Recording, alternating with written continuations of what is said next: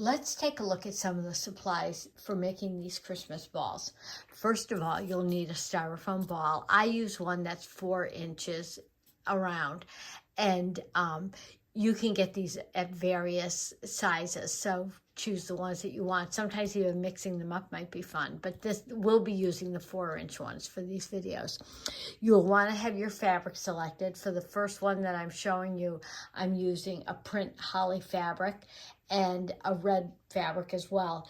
You'll want to have some I use elastics for dividing up the different segments on the ball and drawing the lines, and you'll see what I mean in a little bit. I also have serger chains. These you do not have to have ahead of time. You can make up your mind once the ball is all constructed for what is going to look best on that, but I just have some that are ready made here. Also, you might want to have painter's tape or scotch tape also for drawing some of the bands, and you'll see that in another design. You'll want an X-Acto knife for cutting the crevices on the ball. You might want to think about what kind of bling you want also. You don't have to use expensive things. These are things that I just bought in a local craft store, one of the big box stores, and you can get those at some of the big box sewing stores as well. These are some of the crystals, and believe me, they are not expensive ones either. They're not the Swarovskis, they're just inexpensive ones, but they give the look that looks great. You can use beads. You might want to use glass head pins or just regular the regular common pins for poking in the beads on your design, whatever you want. You also might want something thin for applying the glue for the serger chains to go along the seams. I like gem tack. I think that works really well. It seems to hold very nicely over the years. But again, if you have a favorite glue that you like to use, that's fine too. So, and I have some of my decorative threads for creating the serger chains. So first, let's take a look at how you basically construct the ball and draw the lines on for the first one. The first ball that we'll do is a basic design. I like to think of it as an orange and the different segments of an orange. This one has 8 different segments, and I did 4 in the green, 4 in the red on this one. And I'll show you exactly how I like to get the segments so that they are pretty even as far as size and diameter goes. Here's our styrofoam ball. Now, on most of the balls, you will see a seam that goes around the ball. I like to think of that as the equator. And there are usually some kind of marks that are on the top and the bottom. And I think of those as my north and south pole. So the first thing I'm going to do, I'm going to divide this up into 8 segments. And I just want to point out, you can see a little bit of a depression right here. I have noticed over the last year that some of the styrofoam balls are not as hard and dense as they used to be. So when you're doing any of these steps, I would say handle lightly, because I know when I pressed on mine, that's exactly what happened. I got those little depressions in it. But I don't think it's really a huge big deal unless they're really gigantic or something, so that you don't have to worry about it. They really aren't going to make a big difference once it's made. So I get the first elastic and I come over the north and south pole and I try to cut that up in half. Then I'm going to quarter it and do the exact same thing around this.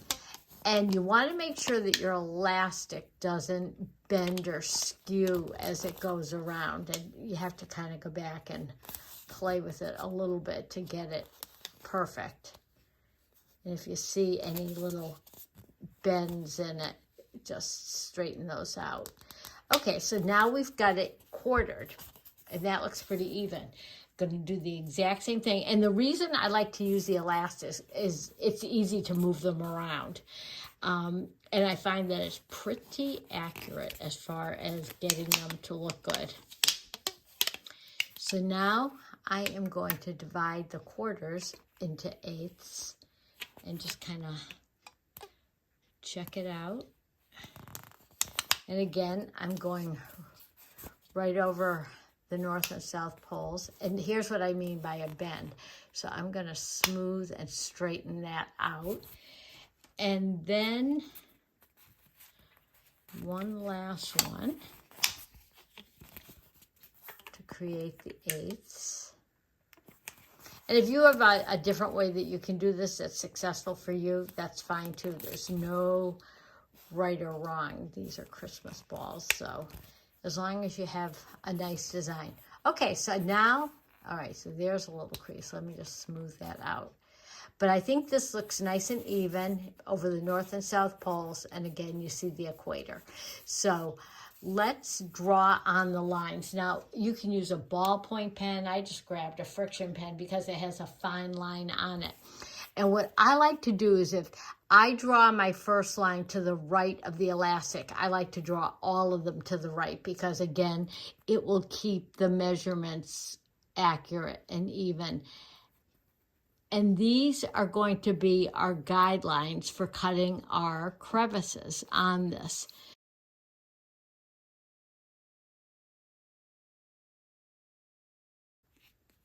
These make great hostess gifts, and you're not just limited. If you wanted to make these for, say, a birthday party or anything else, a holiday, a 4th of July, something like that, you could just use different theme fabrics and have really fun decorations. But these are really kind of fun. I find that as the holidays get near, I spend way too much time making more of these, but they're really kind of fun to do. So, and they're a great scrap buster too. They are fantastic for using up small pieces that are much too small for other types of projects.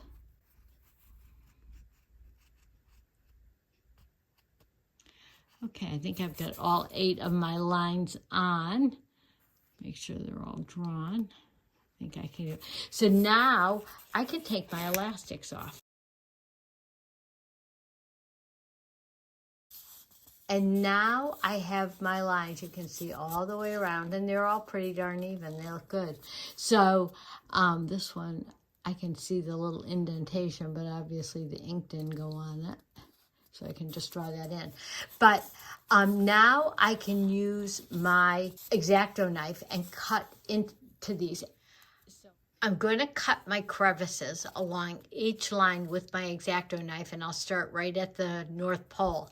But just a few words of caution. Keep your opposite hand out of the way. X-Acto knives are very sharp, and they can really give you a bad cut if you have your thumb in the way or anything else. And I speak from experience because I've done it. So you want to cut in, and I only go in. Don't press super hard. You don't have to make like a little trench.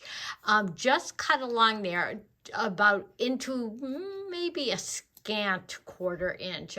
It doesn't have to be super deep. So I'm going to start right at the top and follow it along. And I just sort of, it's almost like cutting butter. You're just dragging it along the line.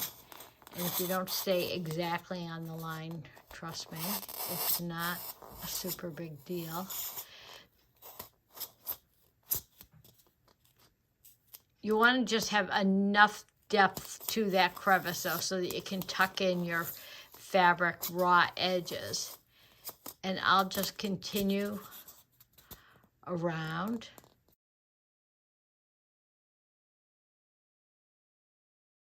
And try not to tear at the ball like I just did there. But again, that'll be hidden with the serger chains over the seam. You can kind of ease it along like that. Then I'll just continue around and do the exact same thing on all of the segments and cut all of my segments along my lines. So now I'm ready to start tucking in my fabric. Now, each of these segments at the equator is the widest part. So let's take a look at that. It's maybe about 1.5 inches or 1.5 inches. Some of these aren't 100% exact, but again, it doesn't matter. So since it's the widest part is about 1.5 inches wide, I'm going to cut my fabric pieces about 2 inches wide. And from the north to the south pole, it's about 6 inches. So I've cut my piece of fabric 7 inches long, and that should give me plenty to work with. So what I like to do is bring it up, and I always like to just double check and make sure that it will go around from point to point. And what I'm going to do is I usually like to start right at the equator and start tucking in the fabric.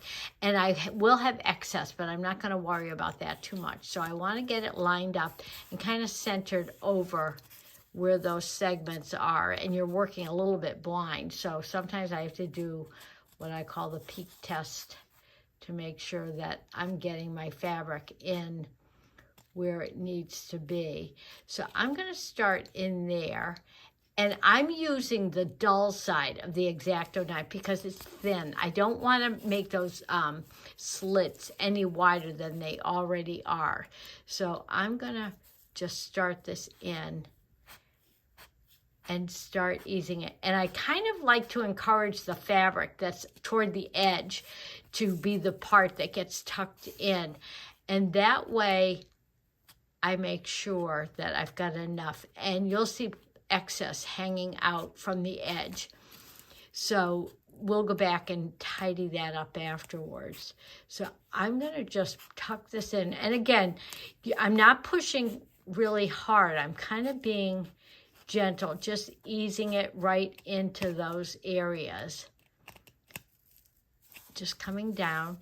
And I'm working in back of the camera, so I'm having a little bit of a hard time trying to see where I'm going, but that's okay. I've done this a lot of times. So I'm just kind of feeling for that crevice. And again, kind of tucking. And you want to be careful. The reason I like to pull that fabric from the outside edge in is because if I pull it from the center to tuck in, I might pull out the opposite edge by accident and then have to go back and retuck or reposition the fabric. So that's just a little efficiency tip. So I'm going to go and just continue. Bring this up. And again, just being very careful. And again, if you have to pull this back to kind of get your bearings for where is that crevice anyway, that's fine, no problem. And you want to just make sure you don't have any little pleats or tucks or anything else in the fabric. Make sure it's nice and smooth as you go along. Here's the first segment all tucked in, and now you can see that excess fabric. And I'm going to trim some of that away with small scissors. I think having small scissors is really helpful because then I can see a little bit better. I'm not going to do any real finishing trimming right this second, but just trim it away just to get it out of the way so that I can kind of work a little more easily. And I'll go back and tidy this up before I put my serger chains on the seams, but just to kind of get this out of the way. And after you've got it tucked in, take a look, and if you see any spots that are loose or if there's a little pleat or tuck or anything else, just go in and get that snugged up a little more in the crevice. But again, I can't emphasize enough, just be gentle as you're handling it and pushing that fabric into the crevice. Here's the first segment all tucked in, and now you can see that excess fabric. And I'm going to trim some of that away with small scissors. I think having small scissors is really helpful because then I can see a little bit better. I'm not going to do any real finishing trimming right this second, but just trim it away just to get it out of the way so that I can kind of work a little more easily. And I'll go back and tidy this up before I put my serger chains on the seams, but just to kind of get this out of the way. And after you've got it tucked in, take a look.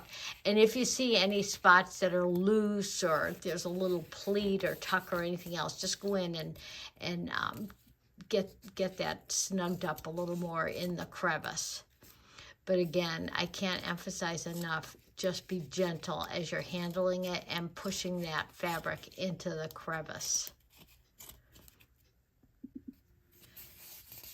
I've trimmed away that excess fabric. You can see raw edges obviously still, and I'll go back and probably do a little bit more finishing trimming on that. But I've looked, and the fabric looks nice and smooth around this. And so what I'm going to do is use the same fabric and go across 4 of these, and then we're going to put the opposite red fabric in the other ones. All 4 of the holly segments are done, and I've gone around and trimmed the fabric a little bit closer. I may need to do a little bit more here and there. But while I'm talking about trimming, just a little tip. With your small scissors, hold them kind of flat against the ball. Don't poke the tip of your scissors in toward it. Just as you go around and trim, keep that keep the scissor blade flat against the ball, and that way you'll avoid getting any little puncture wounds in it. So now I'm ready to do the opposite 4, and it'll be the exact same thing. I've cut 4 of my red pieces that are 2 inches wide by about 7 inches long, and I am ready to start the same process. So I like to make sure it's kind of covered at the north and south pole.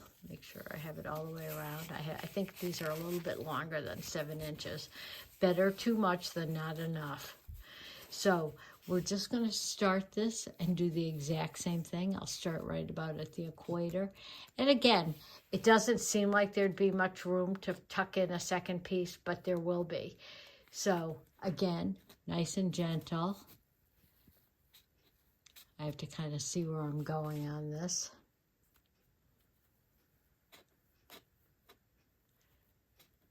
Maybe a little smidge tighter to get the second piece in, but it'll work.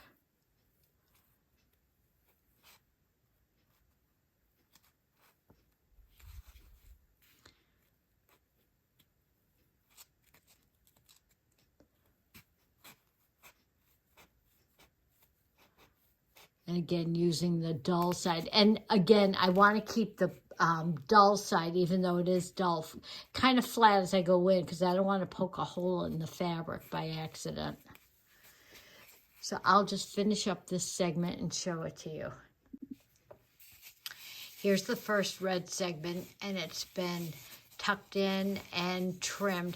And I like to do a little bit, after I trim off some of the edges, if there's any that's excess that still may peek out from when I put the serger chains on, I do a little bit of what I call finish tucking. So let me just show you what that is. Like right here, I just kind of ease that a little farther into the crevice. If it's not in 100%, it's not a big deal, because again, the chain will cover it. But I just want to make sure I don't see any strings or threads or raw edges peeking out after the chains are put on.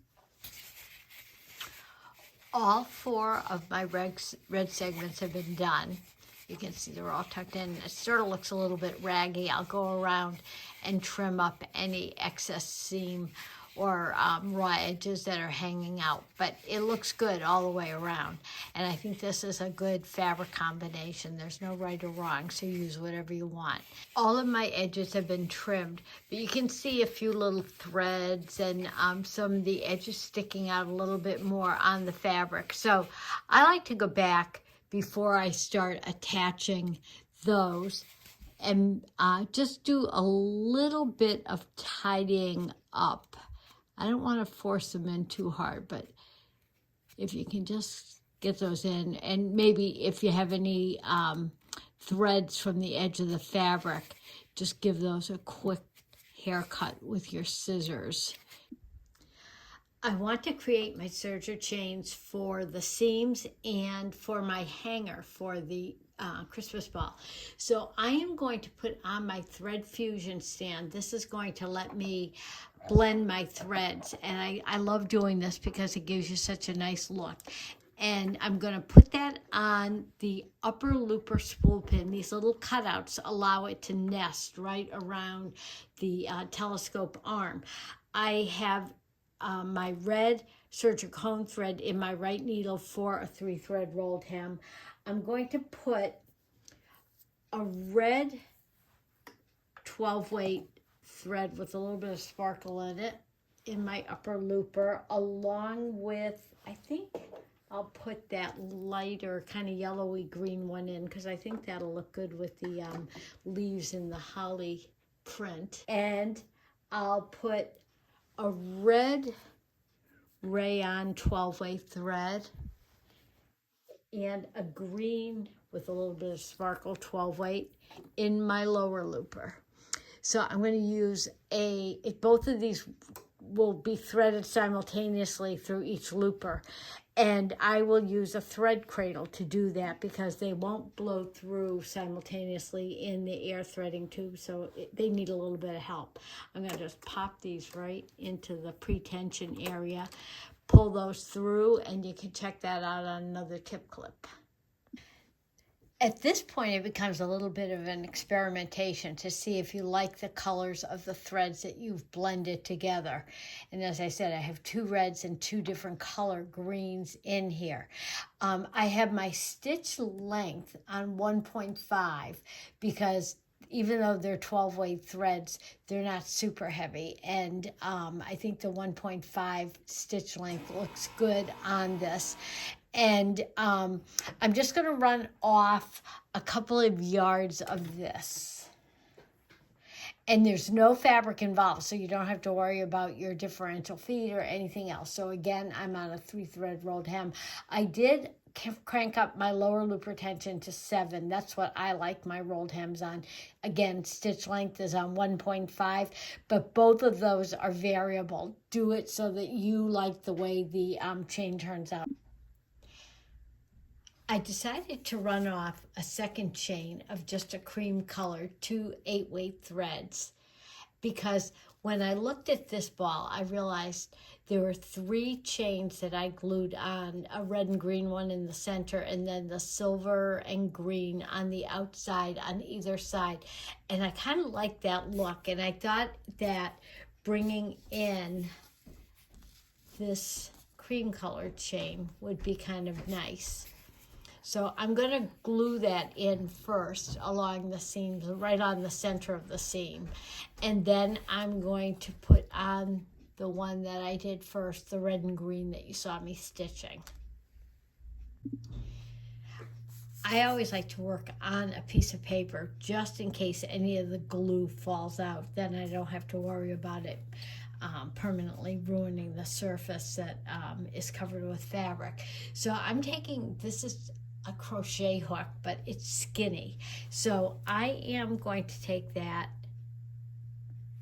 and just apply it right along the seam. Just kind of get it in. You don't want to use too much. You don't want it globbing out, but since I'm going to be using 3 chains anyway, I don't think it's going to be a problem. So I'll just, and again, you can use a glue that you like. There are lots of them that'll work perfectly fine.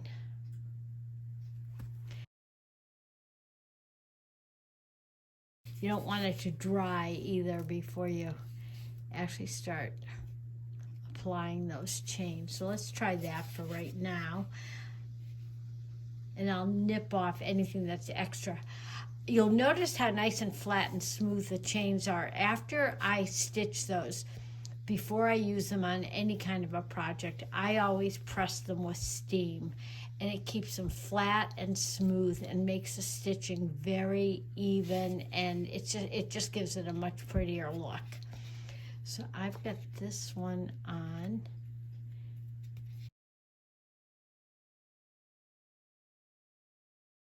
Okay, And then what I'm going to do is I'm not going to cut the thread right at the either north or south pole. I'm just going to continue it around to the other side, right along that same seam. The center chain is all glued on, and I did cut. I went around and continuously on the first 4 seams, but then I cut the other ones because I didn't want too much of a buildup on the top or the bottom. So these are all done. And anytime you have any of these ends, don't forget you're going to put something over that will hide that whole thing.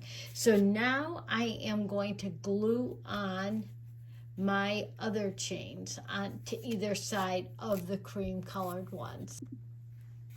Here's one seam done with the 2 red and green chains on either side, and I can tell I like it already, and I like that little pop of the cream color in between. I cut the ends right here so that we didn't get too much buildup, so I'll continue around all of the other seams. All of the serger chains have been glued on. There are 3 per seam. And it is more work, definitely a little more time consuming, but I think it gives a really nice look. And being able to blend those greens together, I think really makes a difference where you have the light and the dark in the leaves. It picks that up in the serger chains as well. So I'm pretty happy with the way that looks.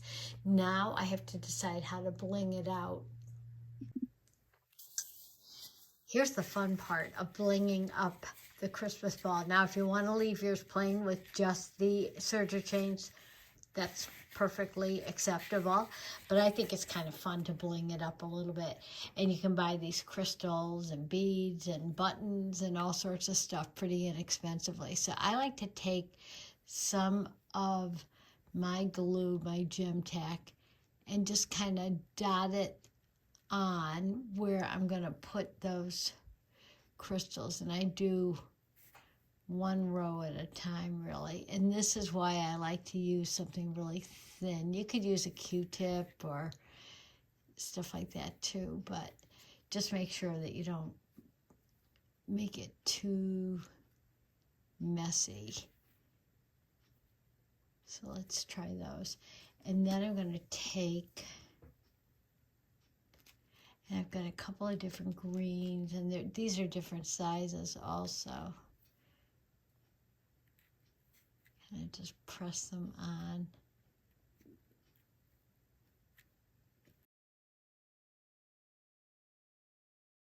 So I'll go around and just put these on. You can see those first 3 right here.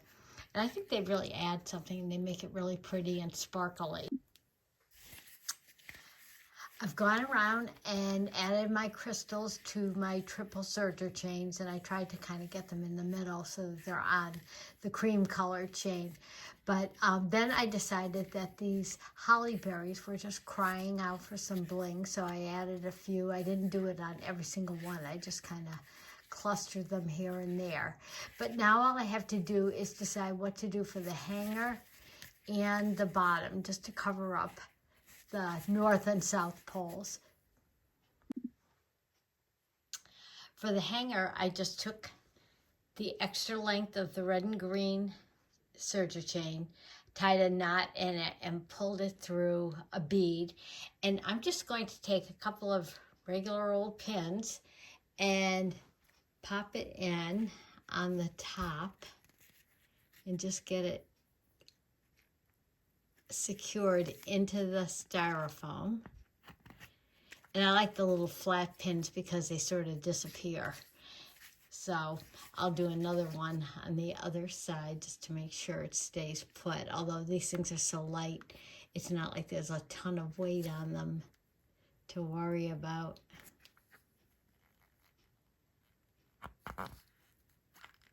Okay.